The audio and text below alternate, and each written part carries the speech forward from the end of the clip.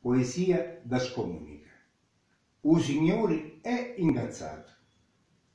Stanotte mamma Ciuzza, che vive in paradiso, mentre io dormia tutto beato, mi fece tanto cuore, parlando piano piano.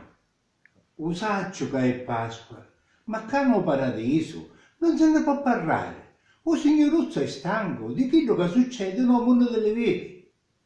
Possibile, ne dici, che a mia che sogno Dio e ormai sogno risolto, mi fanno un funerale per farmi morire e poi risuscitare? Mettiamone d'accordo, finiamola qua la farsa. Una volta io morivo, ma poi risuscitai.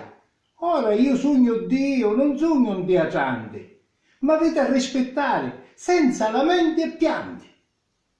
Cari padrini e monaci, vescovi e cardinali, scordate il passato, che a me non mi interessa. Pensate allo presente e a quello che vi resta. Che a scusa della colpa, che siete peccatori, pigliate per lo culo a tutti i disperati, facete tanti soldi per rimettere i peccati e a Dio che è vivo e sano, più non ci pensate. Siete solo teatranti, sapete recitare, volete solo applausi e un papa da mostrare.